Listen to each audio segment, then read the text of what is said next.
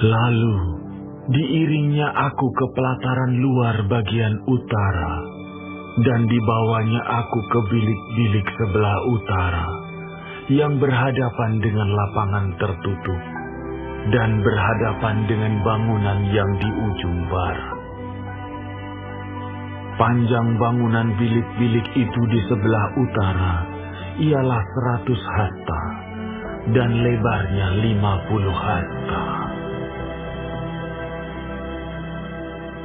Berhadapan dengan yang 20 hasta dari pelataran dalam, dan berhadapan dengan lantai batu yang terdapat di pelataran luar, ada serambi yang berhadap-hadapan dan yang bertingkat 3. Di depan bilik-bilik itu ada gang menuju ke dalam yang lebarnya 10 hasta dan panjangnya 100 hasta, dan pintu-pintu masuknya adalah di sebelah utara. Bilik-bilik di tingkat atas adalah lebih kecil dari bilik-bilik di tingkat bawah dan tingkat menengah dari bangunan itu, oleh karena serambi-serambi itu memakan lebih banyak tempat dari bilik-bilik itu. Sebab bilik-bilik itu bertingkat 3 dan tidak mempunyai tiang-tiang seperti yang ada di pelataran luar. Itulah sebabnya bilik-bilik atas lebih kecil dari bilik-bilik bawah atau tengah. Di luar ada tembok yang sejajar dengan barisan bilik-bilik, berdekatan dengan pelataran luar dan terdapat di hadapan bilik-bilik. Panjangnya 50 hasta. Sebab barisan bilik yang berbatasan dengan pelataran luar, panjangnya adalah 50 hasta. Tetapi barisan bilik yang berbatasan dengan bait suci, panjangnya 100 hasta. Di bagian bawah bilik-bilik ini, terdapat pintu masuk dari jurusan timur. Kalau orang dari pelataran luar ingin masuk ke dalamnya, dan pintu itu terdapat pada pangkal tembok luar. Di sebelah selatan, di hadapan lapangan tertutup itu, dan di hadapan bangunan yang di ujung barat, ada juga bilik-bilik, dan di depannya ada gang. Bilik-bilik ini serupa dengan bilik-bilik yang di sebelah utara, panjangnya dan lebarnya, pintu-pintu keluar dan rancangannya, seperti pintu-pintu masuk di sebelah utara. Begitulah pintu-pintu masuk bilik-bilik yang di sebelah selatan. Ada juga pintu pada pangkal jalan yang melintang di sisi tembok, yaitu pintu dari jurusan timur, kalau orang ingin masuk ke dalam bilik-bilik. Lalu ia berkata kepadaku, bilik-bilik yang di utara dan bilik-bilik yang di selatan, yang menghadap ke lapangan tertutup, itulah bilik-bilik kudus, di mana imam-imam yang mendekat kepada Tuhan memakan persembahan-persembahan Maha Kudus. Di sana mereka akan menaruh persembahan-persembahan Maha Kudus, korban sajian, korban penghapus dosa, dan korban penebus salah, sebab tempat itu kudus. Kalau para imam masuk ke tempat kudus, mereka tidak akan keluar ke pelataran luar sebelum mereka menanggalkan pakaian mereka di sana, yang dipakainya waktu menyelenggarakan kebaktian, sebab pakaian-pakaian itu adalah kudus. Mereka harus memakai pakaian yang lain, barulah mereka boleh datang ke tempat umat Tuhan. Sesudah ia selesai dengan mengukur seluruh bangunan dalam itu, ia mengiring aku menuju pintu gerbang yang menghadap ke sebelah timur, lalu mengukur sekeliling lingkungan bait suci itu. Ia mengukur sisi timur dengan tongkat pengukur 500 hasta menurut tongkat pengukur. Lalu ia berputar dan mengukur sisi utara 500 hasta menurut tongkat pengukur. Ia berputar lagi ke sisi selatan dan mengukurnya 500 hasta menurut tongkat pengukur. Kemudian ia berputar ke sisi barat dan mengukurnya 500 hasta menurut tongkat pengukur. Keempat sisinya diukur. Sekeliling lingkungan itu ada tembok. Panjangnya 500 hasta dan lebarnya 500 hasta untuk memisahkan yang kudus dari yang tidak kudus.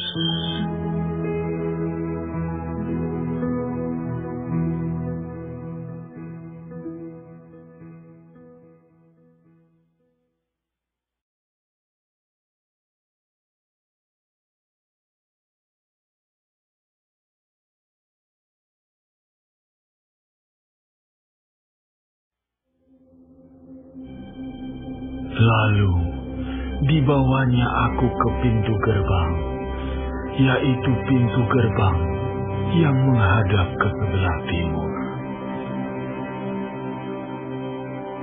Sungguh, kemuliaan Allah Israel datang dari sebelah timur, dan terdengarlah suara seperti suara air terjun yang menderu, dan bumi bersinar karena kemuliaannya.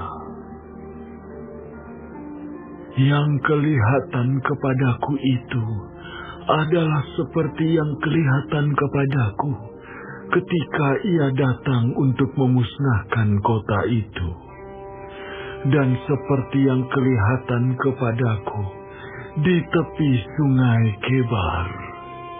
Maka aku sembah sujud. Sedang kemuliaan Tuhan masuk di dalam bait suci melalui pintu gerbang yang menghadap ke sebelah timur. Roh itu mengangkat aku dan membawa aku ke pelataran dalam.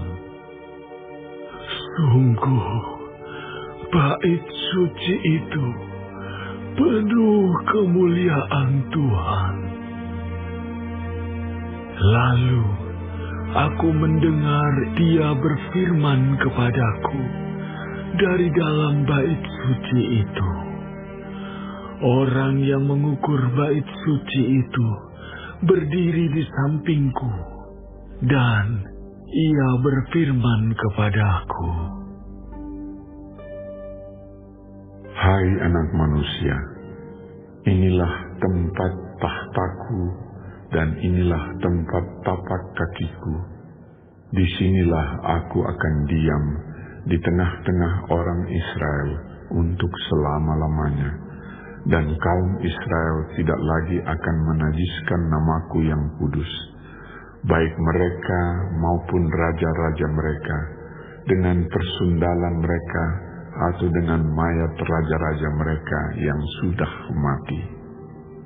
Juga tidak dengan meletakkan ambang pintu mereka dekat ambang pintuku, atau mendirikan tiang-tiang pintu mereka dekat tiang-tiang pintuku, sehingga hanya dinding yang memisahkan aku dari mereka.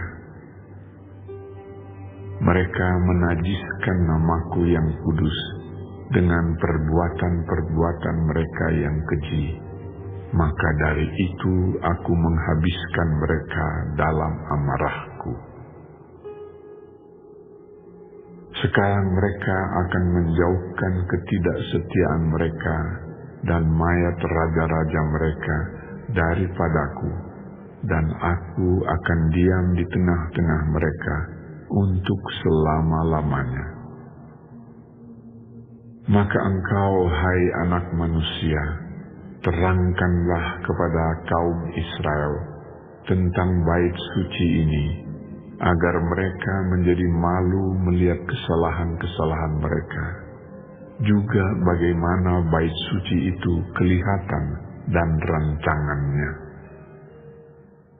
Dan kalau mereka merasa malu melihat segala sesuatu yang dilakukan mereka, gambarlah bait suci itu, bagian-bagiannya, pintu-pintu keluar dan pintu-pintu masuknya, dan seluruh bagangnya. Beritahukanlah kepada mereka segala peraturannya dan hukumnya, dan tuliskanlah itu di hadapan mereka, agar mereka melakukan dengan setia segala hukumnya dan peraturannya. Inilah ketentuan mengenai bait suci itu. Seluruh daerah yang di puncak gunung itu adalah maha kudus. Sungguh, inilah ketentuan mengenai bait suci itu. Inilah ukuran-ukuran mezbah itu dalam hasta, yaitu hasta yang setapak tangan lebih panjang dari hasta biasa.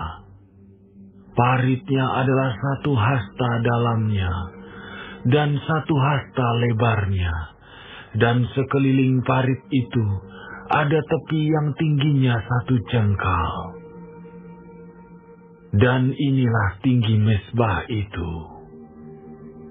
Dari parit yang di dalam tanah sampai jalur keliling yang terbawah adalah 2 hasta, dan lebar jalur keliling itu adalah 1 hasta.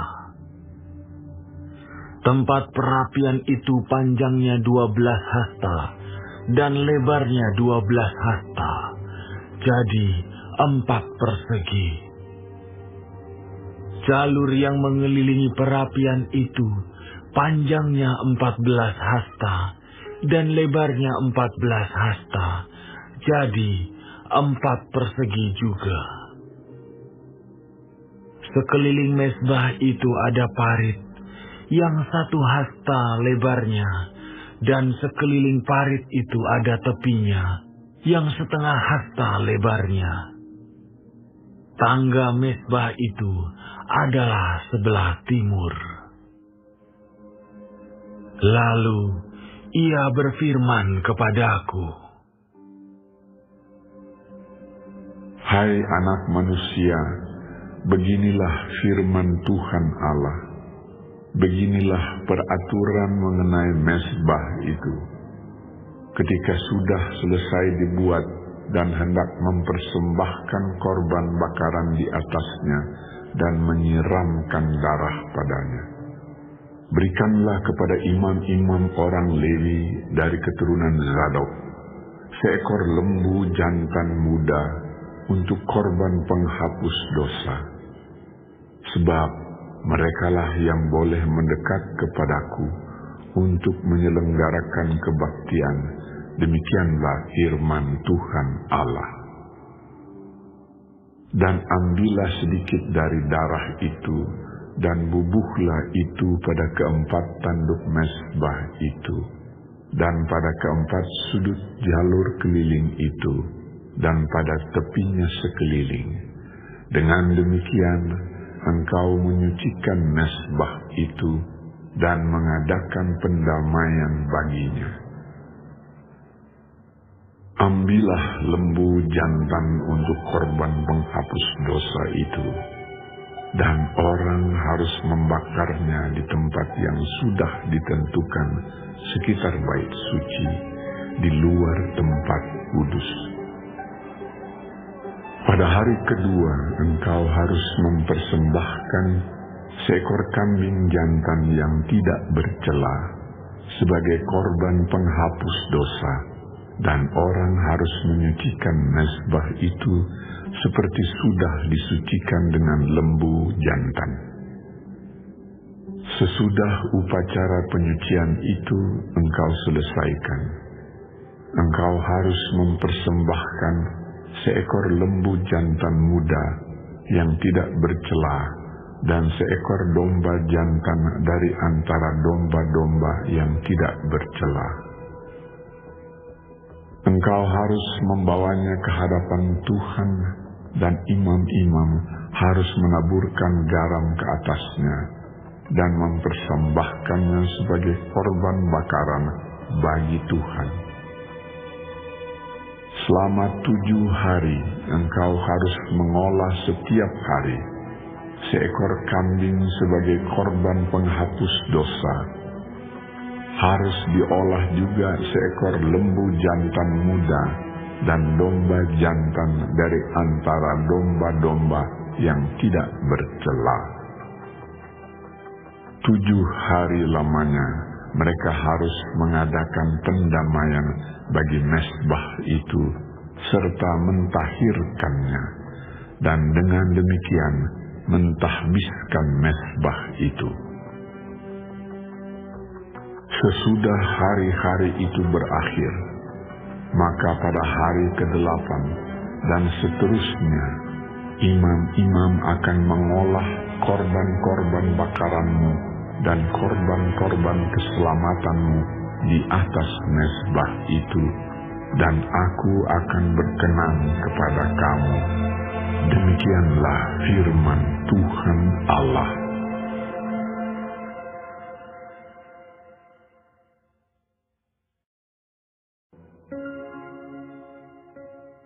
Kemudian ia membawa aku kembali ke pintu gerbang luar dari tempat kudus yang menghadap ke timur.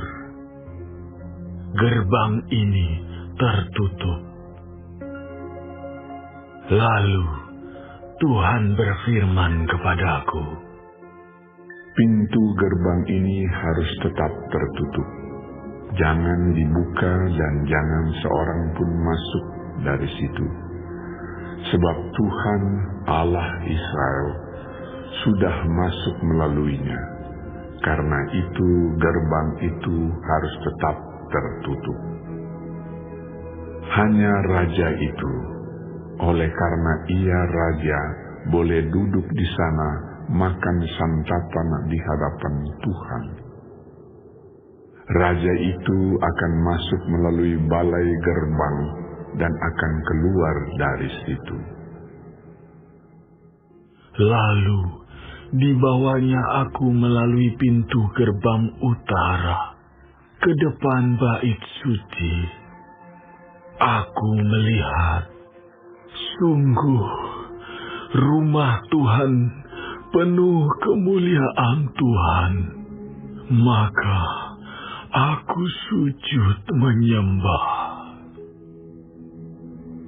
Tuhan berfirman kepadaku, hai anak manusia, perhatikanlah baik-baik. Lihatlah dengan teliti dan dengarlah dengan sungguh-sungguh segala sesuatu yang hendak kufirmankan kepadamu mengenai peraturan-peraturan rumah Tuhan dan tentang segala hukumnya, dan perhatikanlah baik-baik siapa yang diperbolehkan masuk ke dalamnya dan siapa yang harus ditolak dari tempat kudus.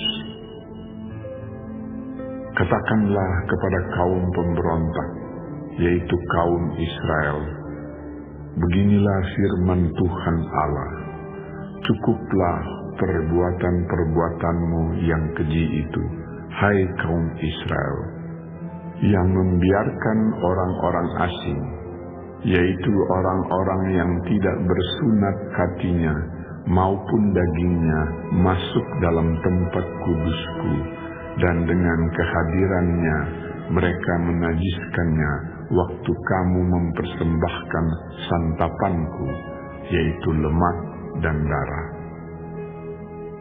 Dengan berbuat begitu, kamu lebih mengingkari perjanjianku daripada dengan segala perbuatanmu yang keji yang sudah-sudah. Kamu tidak memelihara barang-barangku yang kudus, dan kamu mengangkat mereka untuk memelihara kewajibanmu terhadap aku di dalam tempat kudusku. Oleh sebab itu, beginilah firman Tuhan Allah. Tidak seorang pun dari orang-orang asing yang hatinya dan dagingnya tidak bersunat boleh masuk dalam tempat kudusku. Ya, setiap orang asing yang ada di tengah-tengah orang Israel. Tetapi orang-orang Lewi yang menjauh daripadaku waktu Israel sesat daripadaku dengan mengikuti berhala-berhala mereka akan menanggung hukumannya. Di dalam tempat kudusku, merekalah yang mendapat tugas penjagaan di pintu-pintu gerbang bait suci dan tugas pelayanan di dalam bait suci.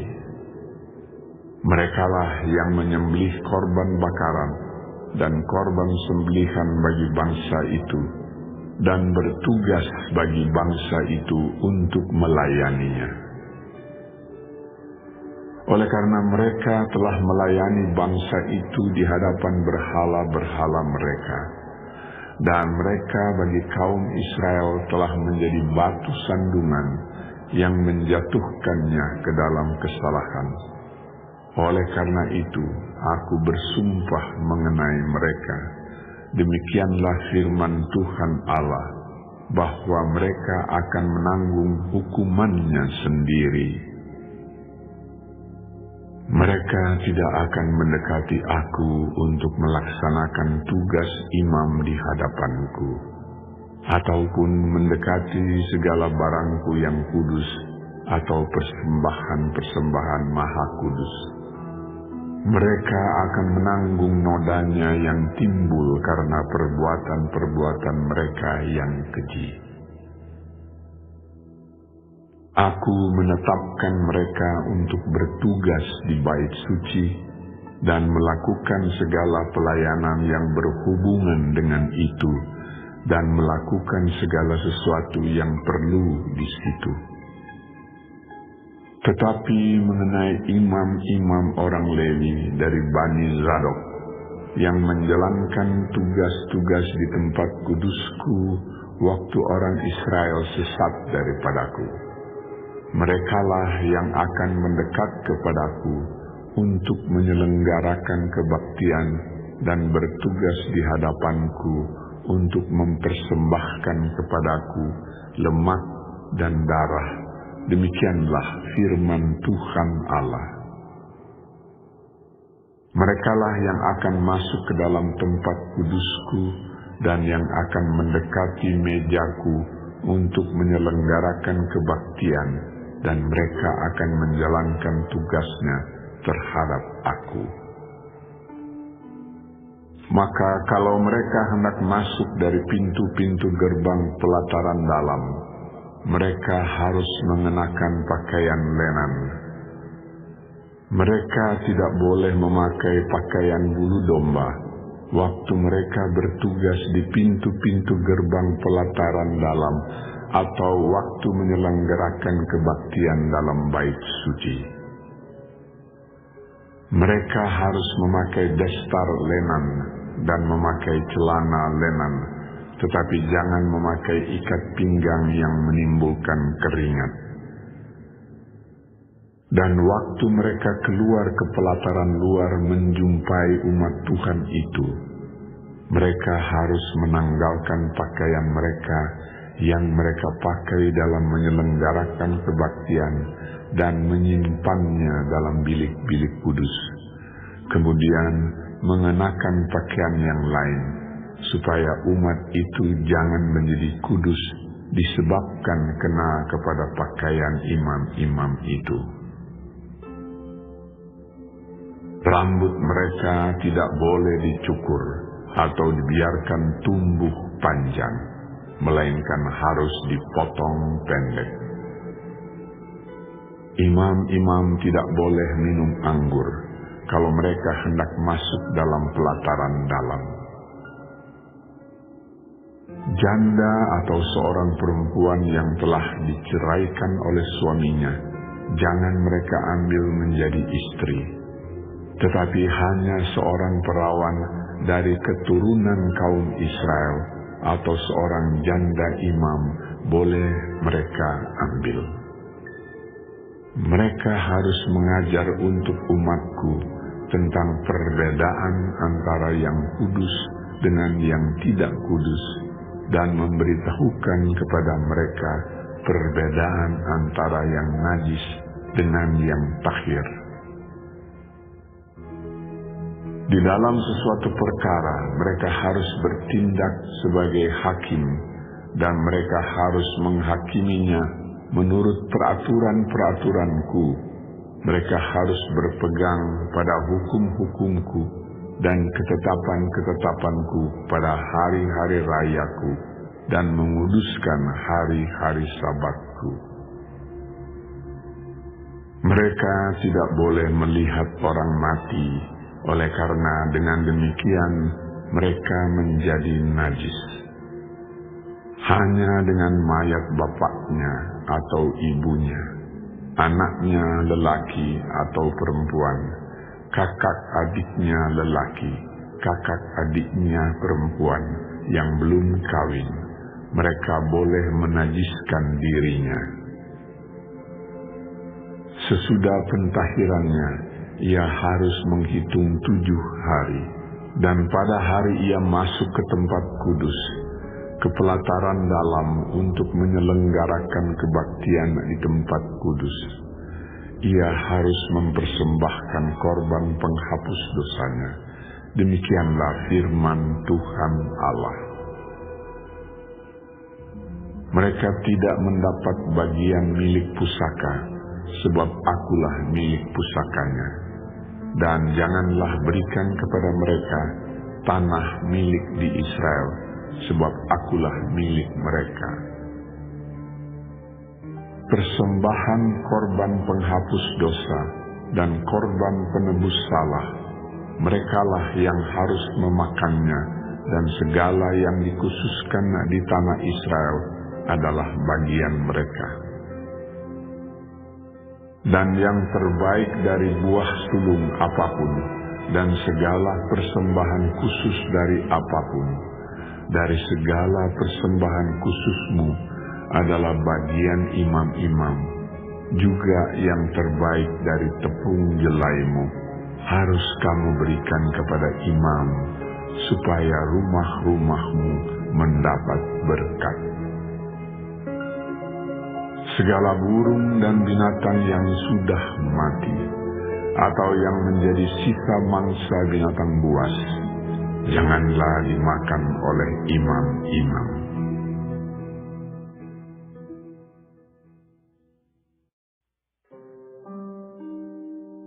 Pada waktu kamu membagi-bagi negeri itu menjadi milik pusakamu dengan jalan mengundi, kamu harus mengkhususkan sebidang dari tanah itu menjadi persembahan khusus yang kudus bagi Tuhan. Panjangnya 25.000 hasta dan lebarnya 20.000 hasta. Seluruh tanah yang di dalam batas ini adalah kudus. Dari tanah ini harus disediakan untuk tempat kudus suatu 4 persegi yang panjang dan lebarnya 500 hasta, dan sekelilingnya ada lapangan yang lebarnya 50 hasta. Dari daerah yang sudah diukur ini, ukurlah sebagian yang panjangnya 25.000 hasta dan lebarnya 10.000 hasta.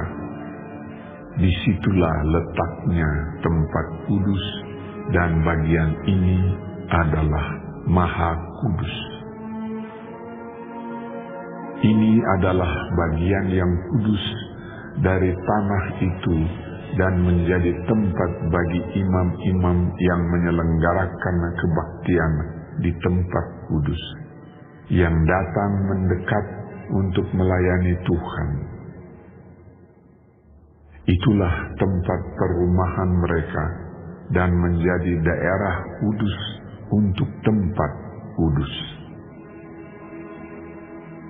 Yang 25.000 hasta panjangnya dan 10.000 hasta lebarnya harus menjadi milik orang-orang Lewi yang mendapat tugas pelayanan dalam bait suci. Itulah kota-kotanya, tempat tinggal mereka. Sebagai milik kota harus engkau tentukan 5.000 hasta lebarnya dan 25.000 hasta panjangnya, berbatasan dengan persembahan khusus yang kudus itu. Itulah untuk seluruh kaum Israel. Mengenai bagian raja itu, haruslah terdapat di sebelah barat dan di sebelah timur dari persembahan khusus yang kudus dan milik kota itu, dan harus berbatasan dengan kedua bagian itu. Yang di sebelah barat harus sampai ke perbatasan barat, dan yang di sebelah timur harus sampai ke perbatasan timur. Jadi panjangnya harus sama dengan panjang dari bagian suatu suku Israel yang dari perbatasan barat sampai perbatasan timur negeri itu. Itulah yang menjadi miliknya di tanah Israel. Dan raja-raja Israel tidak lagi akan menindas umatku. Mereka akan menyerahkan negeri itu kepada kaum Israel menurut suku-suku mereka. Beginilah firman Tuhan Allah. Cukuplah itu, hai raja-raja Israel. Jauhkanlah kekerasan dan aniaya, tetapi lakukanlah keadilan dan kebenaran. Hentikanlah kekerasanmu yang mengusir umatku dari tanah miliknya. Demikianlah firman Tuhan Allah. Neraca yang betul, eva yang betul, dan bat yang betullah patut ada padamu. Sepatutnya lah eva dan bat mempunyai ukuran yang sama yang ditera, sehingga satu bat isinya 1/10 homer, dan satu eva ialah 1/10 homer juga. Jadi menurut homerlah ukuran-ukuran itu ditera. Bagi kamu, 1 sikal sepatutnya sama dengan 20 gera, 5 sikal ya 5 sikal, dan 10 sikal ya 10 sikal, dan 50 sikal adalah 1 mina. Inilah persembahan khusus yang kamu harus persembahkan. 1/6 eva dari sehomer gandum, dan 1/6 eva dari sehomer jelai. Tentang ketetapan mengenai minyak, 1/10 bat dari 1 kor. 1 kor adalah sama dengan 10 bat. Seekor anak domba dari setiap 200 ekor milik sesuatu kaum keluarga Israel. Semuanya itu untuk korban sajian, korban bakaran, dan korban keselamatan untuk mengadakan pendamaian bagi mereka. Demikianlah firman Tuhan Allah. Seluruh penduduk negeri harus mempersembahkan persembahan khusus ini kepada raja di Israel. Dan rajalah yang bertanggung jawab mengenai korban bakaran, korban sajian, korban curahan pada hari-hari raya, bulan-bulan baru, hari-hari Sabat, dan pada setiap perayaan kaum Israel. Ialah yang akan mengolah korban penghapus dosa, korban sajian, korban bakaran, dan korban keselamatan untuk mengadakan pendamaian bagi kaum Israel. Beginilah firman Tuhan Allah.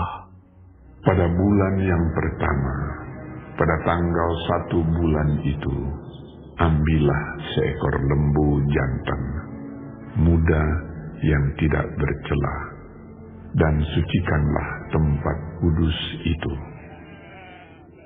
Imam harus mengambil sedikit dari darah korban penghapus dosa dan membubuhnya pada tiang-tiang bait suci dan pada keempat sudut jalur keliling yang ada pada mezbah dan pada tiang-tiang pintu gerbang pelataran dalam. Demikianlah engkau harus perbuat pada hari pertama bulan yang ke-7, demi orang-orang yang berbuat dosa dengan tidak sengaja dan tanpa diketahui. Dengan demikian engkau mengadakan pendamaian bagi bait suci. Pada bulan pertama, pada tanggal 14 bulan itu, haruslah kamu merayakan hari raya Paskah.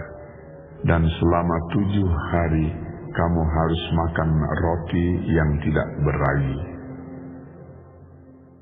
Pada hari itu raja harus mengolah lembu jantan sebagai korban penghapus dosa karena dirinya dan karena seluruh penduduk negeri. Selama 7 hari raya itu, ia harus mengolah korban bakaran bagi Tuhan.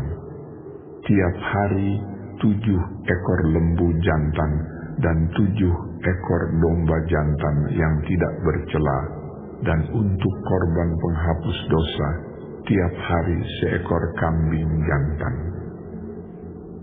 Sebagai korban sajian, ia harus mengolah 1 eva tepung dengan seekor lembu dan 1 eva tepung dengan seekor domba jantan, dan minyak 1 hin untuk 1 eva. Pada bulan ke-7, pada tanggal 15 bulan itu, yaitu pada hari raya, ia harus mengolah seperti ini selama 7 hari, korban penghapus dosa, korban bakaran, korban sajian, dan minyak.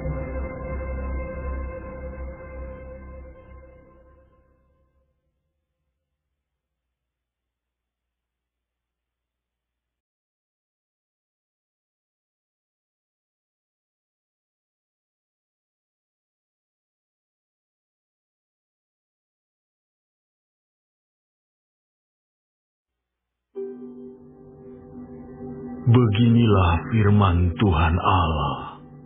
Pintu gerbang pelataran dalam yang menghadap ke sebelah timur haruslah tertutup selama 6 hari kerja, tetapi pada hari Sabat supaya dibuka. Pada hari bulan baru juga supaya dibuka. Raja itu akan masuk dari luar melalui balai gerbang dan akan berdiri dekat tiang pintu gerbang itu. Sementara itu imam-imam akan mengolah korban bakaran dan korban keselamatan raja itu, dan ia akan sujud menyembah di ambang pintu gerbang itu, lalu keluar lagi. Dan pintu gerbang itu tidak boleh ditutup sampai petang hari. Penduduk negeri juga harus turut sujud menyembah di hadapan Tuhan di pintu gerbang itu pada hari Sabat dan hari bulan baru. Korban bakaran yang harus dipersembahkan raja itu kepada Tuhan pada hari Sabat ialah 6 ekor domba yang tidak bercela dan seekor domba jantan yang tidak bercela. Korban sajian dari domba jantan harus diolah dengan 1 eva tepung, tetapi korban sajian dari domba-domba yang lain bergantung pada kemampuannya, serta minyak 1 hin untuk 1 eva. Pada bulan baru harus dipersembahkan seekor lembu jantan muda yang tiada bercela, serta 6 ekor domba dan seekor domba jantan yang tiada bercela. Sebagai korban sajian, ia harus mengolah 1 eva tepung dengan seekor lembu dan 1 eva tepung dengan seekor domba jantan. Tetapi korban sajian dari domba-domba lain bergantung pada kemampuannya, serta minyak 1 hin untuk 1 eva. Kalau raja hendak masuk ke dalam, ia harus masuk melalui balai gerbang dan keluar dari situ juga. Tetapi kalau penduduk negeri pada perayaan-perayaan yang tetap berkumpul di hadapan Tuhan, dan yang masuk melalui pintu gerbang utara untuk turut sujud menyembah, biarlah mereka keluar melalui pintu gerbang selatan. Dan yang masuk melalui pintu gerbang selatan, biarlah keluar melalui pintu gerbang utara.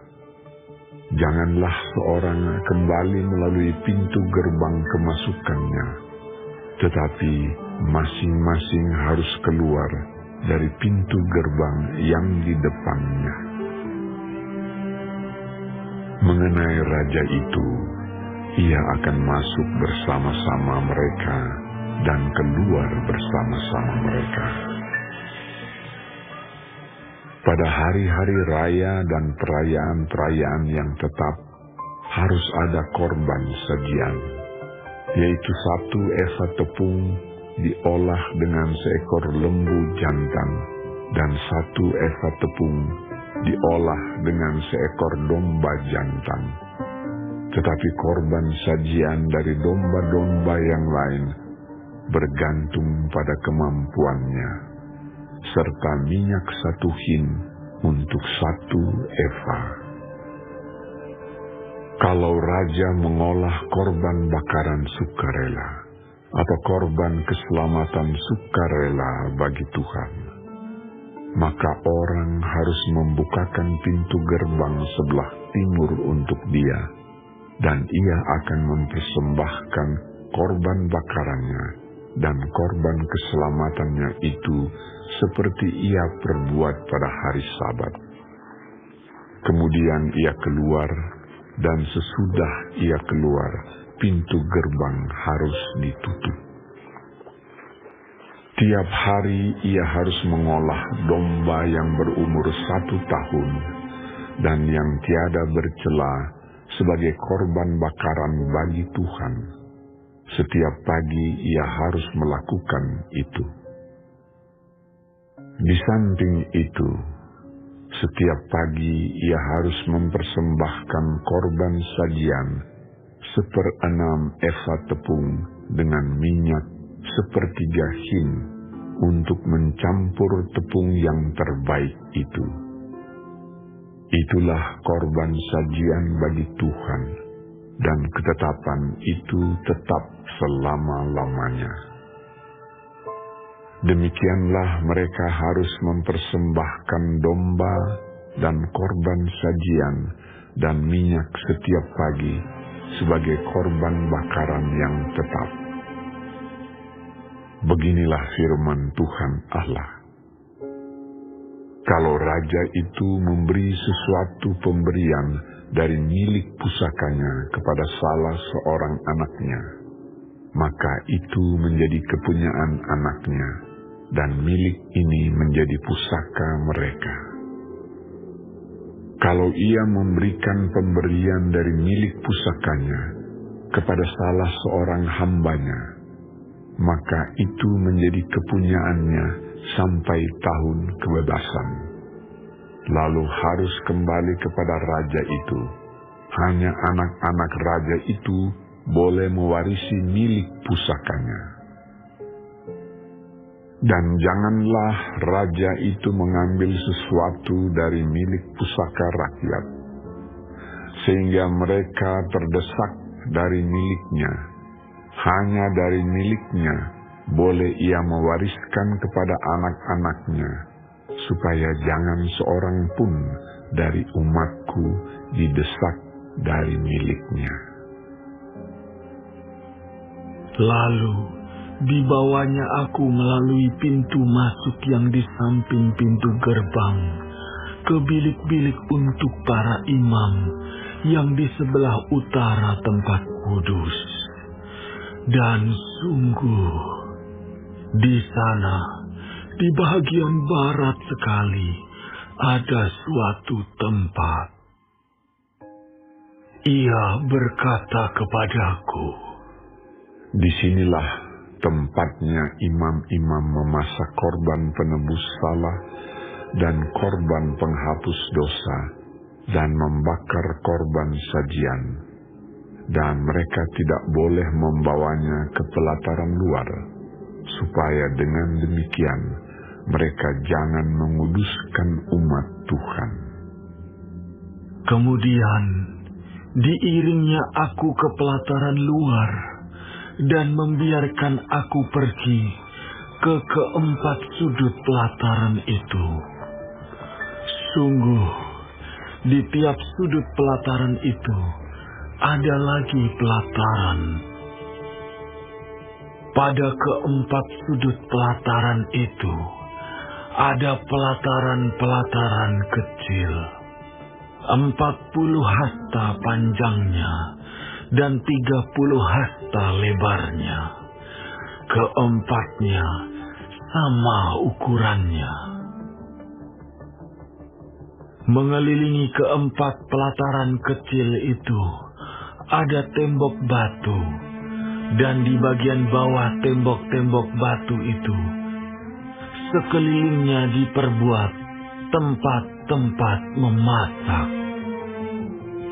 Ia berkata kepadaku, "Inilah dapur tempat memasak, di mana petugas-petugas bait suci memasak korban sembelihan umat Tuhan."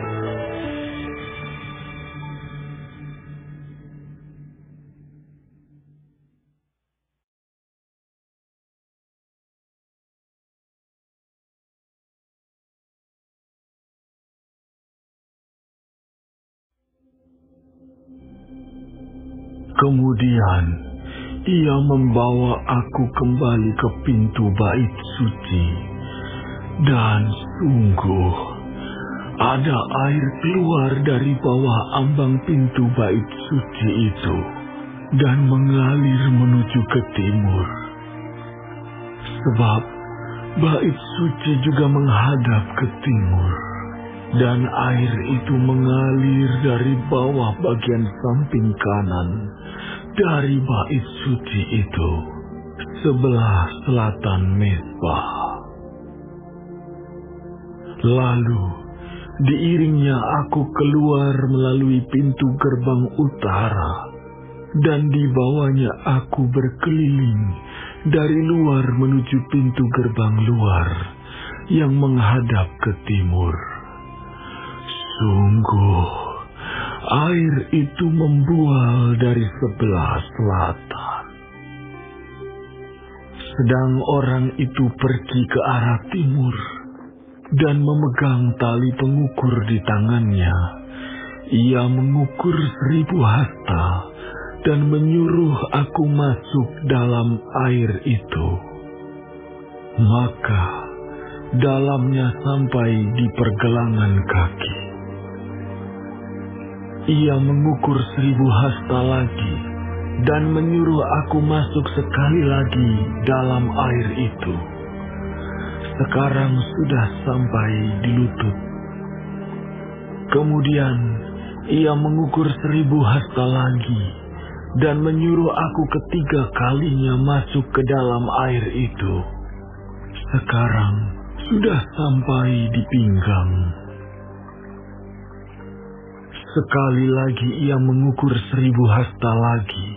Sekarang air itu sudah menjadi sungai, di mana aku tidak dapat berjalan lagi. Sebab air itu sudah meninggi, sehingga orang dapat berenang. Suatu sungai yang tidak dapat diseberangi lagi. Lalu ia berkata kepadaku, "Sudahkah engkau lihat, hai anak manusia?" Kemudian ia membawa aku kembali menyusur tepi sungai. Dalam perjalanan pulang, sungguh sepanjang tepi sungai itu ada amat banyak pohon di sebelah sini dan di sebelah sana. Ia berkata kepadaku, "Sungai ini mengalir menuju wilayah timur dan menurun ke Araba Yordan dan bermuara di laut asing, air yang mengandung banyak garam, dan air itu menjadi tawar. Sehingga kemana saja sungai itu mengalir, segala makhluk hidup yang berkeriapan di sana akan hidup. Ikan-ikan akan menjadi sangat banyak, sebab kemana saja air itu sampai, air laut di situ menjadi tawar, dan kemana saja sungai itu mengalir, semuanya di sana hidup. Maka penangkap-penangkap ikan penuh sepanjang tepinya, mulai dari En-Gedi sampai En-Eglaim. Daerah itu menjadi penjemuran pukat, dan di sungai itu ada berjenis-jenis ikan, seperti ikan-ikan di laut besar, sangat banyak. Tetapi rawa-rawanya dan paya-payanya tidak menjadi tawar, itu menjadi tempat mengambil garam. Pada kedua tepi sungai itu tumbuh bermacam-macam pohon buah-buahan, yang daunnya tidak layu dan buahnya tidak habis-habis. Tiap bulan ada lagi buahnya yang baru, sebab pohon-pohon itu mendapat air dari tempat kudus itu. Buahnya menjadi makanan dan daunnya menjadi obat. Beginilah firman Tuhan Allah. Inilah batas-batas tanah yang kamu harus bagi-bagi menjadi milik pusakamu di antara ke-12 suku Israel. Yusuf mendapat 2 bagian. Tanah itu harus kamu bagi rata, yaitu tanah yang dengan sumpah kujanjikan memberikannya kepada nenek moyangmu, dan dengan demikian tanah ini menjadi milik pusakamu. Inilah perbatasan tanah itu. Di sebelah utara dari Laut Besar terus ke Hetlon sampai jalan masuk ke Hamat, dan terus ke Zedat, Berota, Sibraim, yang terletak di antara daerah kota Damsyik dan daerah kota Hamat, terus ke Hazar Enon yang di daerah kota Hauran. Demikianlah perbatasannya itu, mulai dari laut sampai di Hazar Enon, sehingga daerah kota Damsyik dan juga daerah kota Hamat terletak di sebelah utaranya. Itulah sebelah utara. Di sebelah timur, mulai dari Hazar Enon yang terletak di antara Hauran dan Damsyik.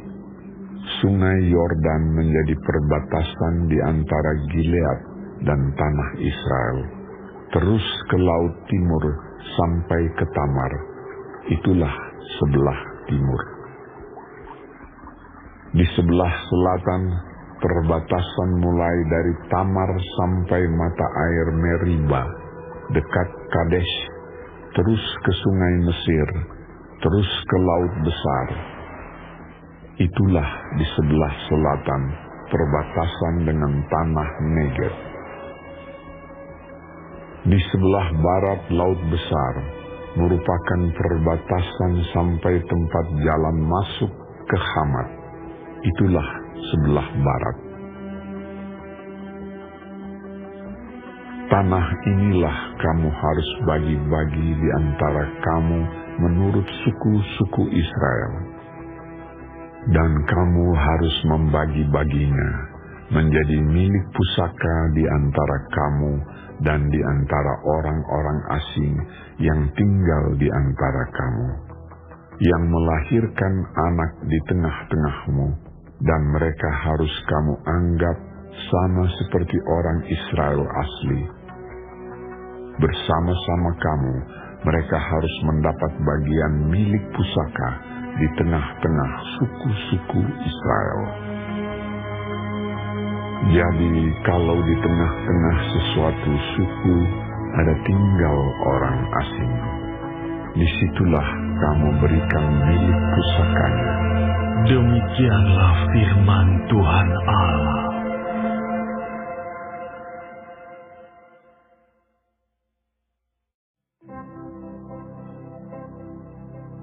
Inilah nama suku-suku itu. Yang paling utara, dari laut terus ke Hetlon, ke jalan masuk ke Hamat, Hasar Enon, sehingga daerah kota Damsyik yang berdekatan dengan Hamat, terletak di sebelah utaranya. Dari perbatasan sebelah timur sampai perbatasan sebelah barat, terdapat bagian Dan. Berbatasan dengan wilayah Dan, dari perbatasan sebelah timur sampai perbatasan sebelah barat, terdapat bagian Asyer.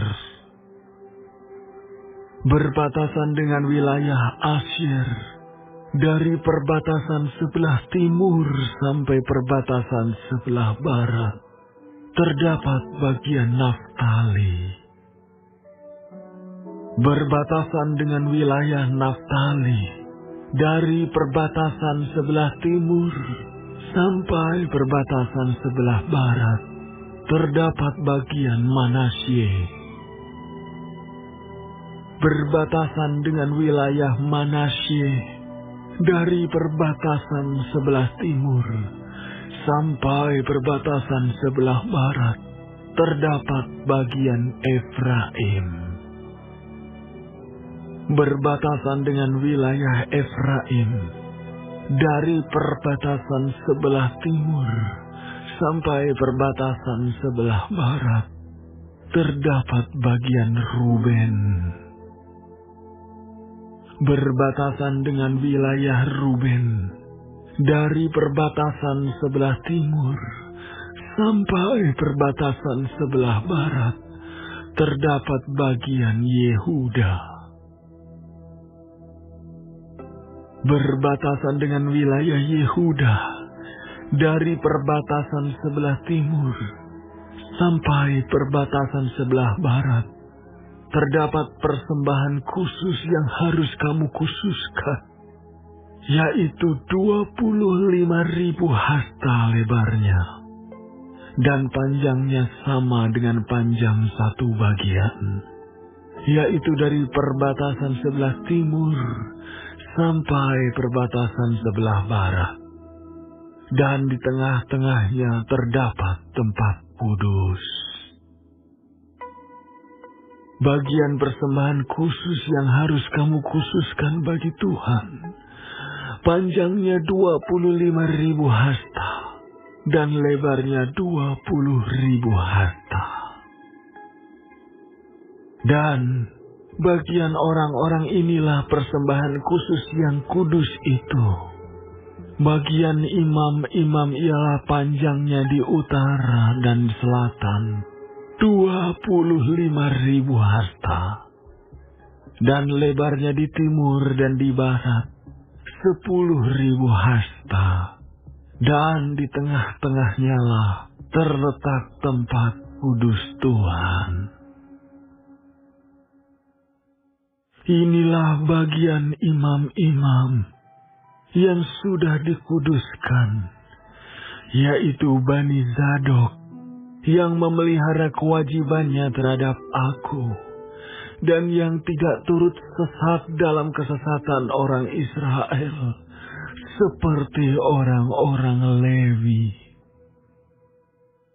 Ini adalah bagian khusus bagi mereka dari tanah yang sudah dikhususkan, suatu hal yang maha kudus, berbatasan dengan bagian orang-orang Lewi.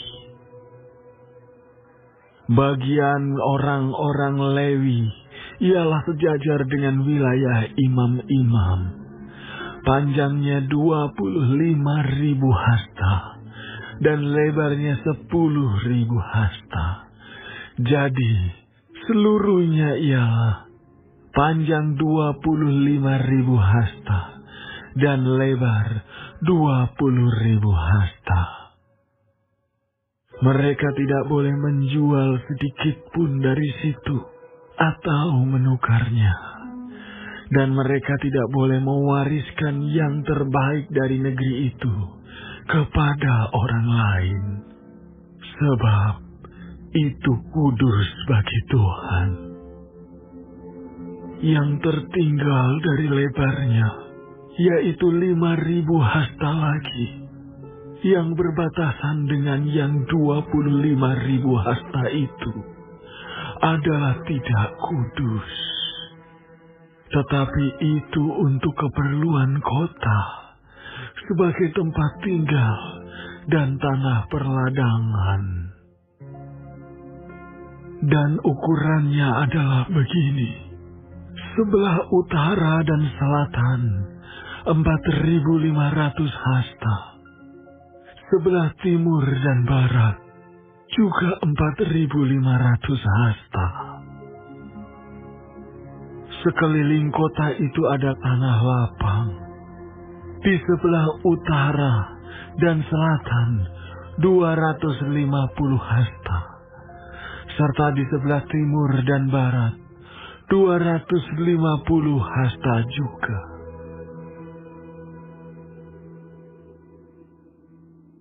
Yang tertinggal dari panjangnya, yang sejajar dengan persembahan khusus yang kudus itu, adalah 10.000 hasta di sebelah timur dan 10.000 hasta di sebelah barat. Dan hasilnya ialah menjadi makanan untuk pekerja-pekerja di kota itu. Pekerja-pekerja ini yang datang dari semua suku Israel akan mengerjakannya. Seluruh persembahan khusus itu adalah 25.000 hasta kali 25.000 hasta dalam bentuk 4 persegi. Kamu harus mengkhususkan persembahan khusus yang kudus itu bersama milik kota itu. Selebihnya adalah milik raja, yaitu di sebelah timur dan barat dari persembahan khusus yang kudus dan milik kota itu, dan berbatasan dengan yang 25.000 hasta itu, ke timur sampai di perbatasan timur, dan ke barat sampai di perbatasan barat, dan sejajar dengan bagian suku-suku lain adalah untuk raja. Di tengah-tengah bagian itu adalah persembahan khusus yang kudus dan bait suci. Terkecuali milik orang-orang Lewi dan milik kota itu yang terletak di tengah-tengah kepunyaan raja itu, maka yang diapit oleh wilayah Yehuda dan Benyamin adalah bagi raja. Mengenai suku-suku yang lain, dari perbatasan sebelah timur sampai perbatasan sebelah barat, terdapat bagian Benyamin. Berbatasan dengan wilayah Benyamin, dari perbatasan sebelah timur sampai perbatasan sebelah barat, terdapat bagian Simeon.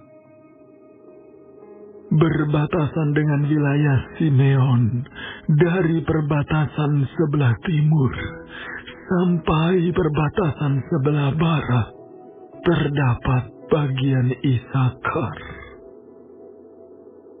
Berbatasan dengan wilayah Isakar, dari perbatasan sebelah timur sampai perbatasan sebelah barat, terdapat bagian Zebulon. Berbatasan dengan wilayah Zebulon, dari perbatasan sebelah timur sampai perbatasan sebelah barat, terdapat bagian Gad. Perbatasan wilayah Gad di sebelah selatan ialah dari Tamar sampai mata air Meribah dekat Kades, terus ke sungai Mesir, terus ke laut besar.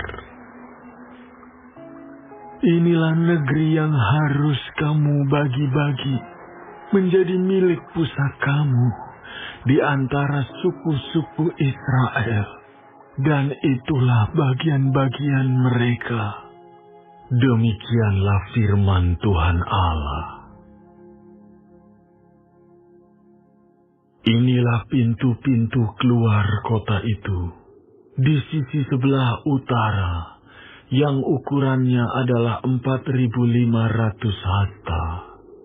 Terdapat 3 pintu gerbang, yaitu pintu gerbang Ruben, pintu gerbang Yehuda, dan pintu gerbang Lewi.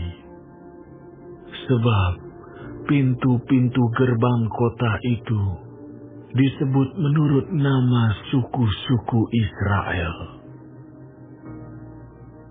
Di sisi sebelah timur, yang ukurannya 4.500 hasta, terdapat 3 pintu gerbang juga, yaitu pintu gerbang Yusuf, pintu gerbang Benyamin, dan pintu gerbang Dan. Di sisi sebelah selatan, yang ukurannya 4.500 hasta, terdapat 3 pintu gerbang juga, yaitu pintu gerbang Simeon, pintu gerbang Isakar, dan pintu gerbang Zebulon. Di sisi sebelah barat, yang ukurannya 4.500 hasta, terdapat 3 pintu gerbang juga, yaitu pintu gerbang Gad, pintu gerbang Asyer, dan pintu gerbang Naftali. Jadi, keliling kota itu adalah 18.000 hasta. Sejak hari itu, nama kota itu ialah Tuhan hadir